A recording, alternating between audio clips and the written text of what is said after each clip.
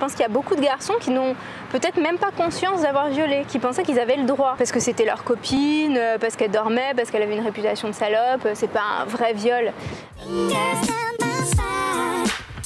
Bonjour, je m'appelle Laura Pandolfi et je suis cofondatrice du hashtag et du compte Twitter #IWasCorsica. On a créé ce hashtag et ce compte Twitter le soir du 6 juin parce que beaucoup de filles témoignaient sur le hashtag IWas et on a remarqué qu'il y avait beaucoup de filles qui étaient corses et on a voulu toutes les réunir sur le même compte et sur le même hashtag.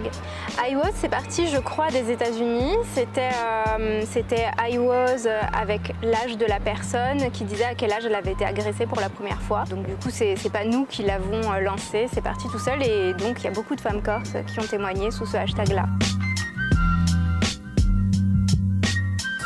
Je pense pas qu'il y ait quelque chose qui a empêché spécifiquement en Corse. Je pense que c'est comme partout, c'est la honte, l'impression d'être toute seule, le fait de se sentir totalement isolée quand on veut porter plainte ou qu'on veut parler à quelqu'un, la peur des représailles, enfin des représailles en tout cas dans l'espace public, que tout le monde vous voit comme la victime ou comme celle qui ment. Je pense que c'est tout ça réuni. Je pense que la Corse c'est un peu une terre de fantasmes et qu'on aime bien penser que c'est très différent, le côté folklorique, etc. Mais je pense pas que ce soit très différent d'ici. On se rend compte que c'est pareil dans tous les milieux, qu'il y a du machisme dans tous les milieux, dans toutes les strates de la société. Je pense pas que ce soit spécifique à la Corse. Je pense que la Corse n'est pas du tout épargnée, mais qu'il n'y a pas plus de machos qu'ailleurs. J'ai pas l'impression que ce soit tardif. Au final, on n'a pas eu de MeToo normand ou alsacien, quoi. MeToo, je pense que c'est très long. Et je pense que ça va s'étendre dans le temps. On a vu que c'est dans le patinage artistique, ça a commencé. Ensuite, dans la littérature. Je pense que ça va être, il va y avoir dans le droit, il va y avoir dans la médecine, etc. Et dans les régions, c'est un processus qui est long. C'est pas un truc genre MeToo, ça y est, c'est bon, c'est fini, on a réglé le patriarcat et les violences sexuelles, quoi. Je sais pas si, s'il y aura une suite judiciaire vraiment, est-ce que la justice va suivre? Parce qu'il n'y a pas que les policiers, il y a les policiers qui ne prennent pas les plaintes, mais après il y a les policiers qui ont ordre de classer les plaintes ou tout ce qui est classé sans suite, recherche vaine, etc. C'est pas les policiers qui décident au final. Le monde les écoute, cette espèce de sororité qui se crée. On a vu dans les manifs ces filles qui pleuraient, qui étaient soutenues par d'autres filles qu'elles connaissaient même pas, etc.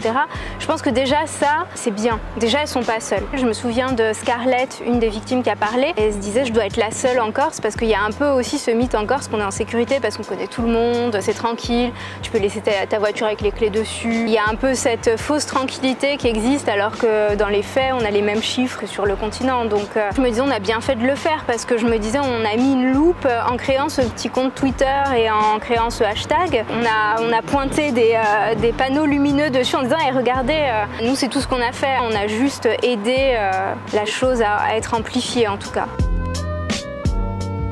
Sur le compte IWasCorsica, sur l'adresse email IWasCorsica, on a eu des témoignages de personnes, notamment un qui m'a marqué d'une femme qui subissait des violences conjugales et qui a voulu aller porter plainte, des viols conjugaux aussi, elle a voulu aller porter plainte et les policiers lui ont dit qu'ils avaient reçu l'ordre de ne plus prendre les plaintes pour ces choses-là. Donc est-ce que le policier mentait, est-ce que c'était vrai?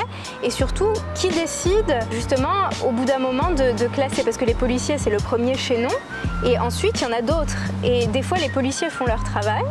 Et ensuite, ils ont l'ordre de classer un truc alors qu'il y a des preuves, alors que, enfin, moi j'ai plein d'affaires concrètes où il y avait des preuves, il y avait des assistantes sociales, il y avait beaucoup de monde qui soutenait justement la version de la victime et il se passe rien. Et moi j'aimerais savoir qui décide justement qu'il se passe rien et que ces gens-là rendent des comptes et expliquent parce que par exemple la procureure et les gens de la justice avaient refusé d'intervenir en présence des victimes parce qu'ils avaient probablement pas envie de les avoir en face, j'imagine. Et je trouve que ça c'est pas possible en fait. Je dirais déjà qu'il faut énormément de moyens parce que les policiers qui reçoivent les plaintes, bon il y en a qui sont à l'écoute mais il y en a beaucoup qui prennent pas les plaintes, qui refusent et ils n'ont pas le droit. Il faudrait quand même que ce soit acté, que ce soit bien intégré. Tous les trucs du genre oui mais bon t'avais une jupe, oui mais bon t'as vu ton compte Instagram, t'es en bikini dessus, ça c'est des discours qu'il est plus possible d'avoir. Moi j'ai lu le témoignage d'une fille qui avait été violée en Australie et en fait elle racontait comment ça se passait, la différence différence de traitement des affaires en Australie. Et justement, en Australie, les avocats de la défense n'ont pas le droit de dire à la victime d'utiliser des trucs de sa vie perso en disant « Regardez, c'est une fille de mauvaise vie, elle a eu plein d'amants. » Donc quelque part, elle a un peu cherché, comme il y avait eu le cas de la jeune femme qui avait été agressée au Quai des Orfèvres. On a sorti toute sa vie en disant qu'elle avait eu un mec, enfin voilà, mais des trucs horribles, des détails. Enfin, on peut faire ça pour tout le monde, quoi, et c'est pas un crime. Et justement, voilà, en Australie, ils n'ont pas le droit d'utiliser ces trucs-là. C'est pas pertinent, on s'en fout. Moi, j'aimerais bien qu'ils rendent des comptes aussi tous, parce que, par exemple, la procureure de Haute-Corse, la procureure de Bastia, qui avait classé beaucoup de plaintes, c'est la même qui avait classé les plaintes de Julie Doueb, qui a été assassinée par son compagnon. Et elle avait porté plainte des tas de fois, elle avait dit que son mari avait une arme, qu'il allait s'en servir, ils lui ont même pas retiré son arme. Et donc moi j'aimerais que ces gens-là rendent des comptes, parce qu'on voit qu'il y a des familles dont... Bon, c'est des assassinats, donc c'est encore pire. On voit des familles justement qui portent plainte contre l'État, l'État est condamné, alors elles ont 30 000 €, ouais super. Mais il n'y a personne qui rend des comptes quand il y a eu du laxisme, on se débarrasse de ça en disant oui vous êtes des victimes, l'État n'a pas fait son boulot, voilà prenez quelques sous, payez-vous des vacances et enfin surtout payez vos frais d'avocat parce que ça, on sait combien ça coûte quoi. Et ouais, moi je trouve qu'il faudrait et un meilleur accompagnement des victimes parce que justement cette fille qui avait été violée en Australie racontait que le policier l'appelait régulièrement pour la tenir au courant, que tout de suite on l'avait prise en charge dans un hôpital, que tout de suite elle avait eu des gens qui l'avaient prise en charge, qui l'avaient aidée, alors qu'en France j'ai un peu l'impression que c'est la victime qui est toute seule et qui doit se débrouiller toute seule. Si elle n'a pas les moyens de se payer un avocat, c'est encore plus galère. Donc oui, je pense qu'il faudrait vraiment qu'il y ait une vraie prise en charge en fait. Je pense qu'il faut éduquer les garçons, clairement. Ça vexe beaucoup de monde apparemment parce qu'il y avait une banderole « Éduquez vos fils ». Les filles, on leur dit d'avoir peur, on leur dit de se défendre, on leur dit de ne pas sortir trop tard le soir, on leur dit de ne pas mettre des jupes trop courtes, de se méfier. Ça commence à l'école, hein, lever les jupes des filles, etc. On voit des petites filles qui mettent des shorts sous leurs jupes ou des leggings sous leurs jupes.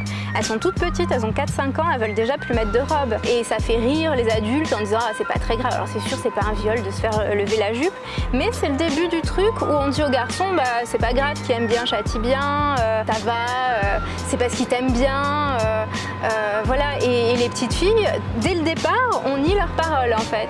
On leur dit oh là là mais t'en fais des tonnes. Je pense que ensuite, je sais que dans les collèges et les lycées, l'éducation sexuelle c'est proche du néant en fait, le niveau. On leur apprend en gros à pas tomber enceinte. Bon, on apprend aux filles qu'il faut pas qu'elles tombent enceintes. On leur dit de pas attraper le sida, voilà, et on leur parle pas de consentement. On leur dit pas si la fille elle dort, si elle dit non, si elle est ivre. Et je pense que parmi justement toutes les histoires de viol, je pense qu'il y a beaucoup de garçons qui n'ont peut-être même pas conscience d'avoir violé, qui pensaient qu'ils avaient le droit, parce que c'était leur copine, parce qu'elle dormait, parce qu'elle avait une réputation de salope, c'est pas un vrai viol. Mais si c'en est un, et je pense que ce serait important de leur dire que ce qu'ils font, c'est grave en fait.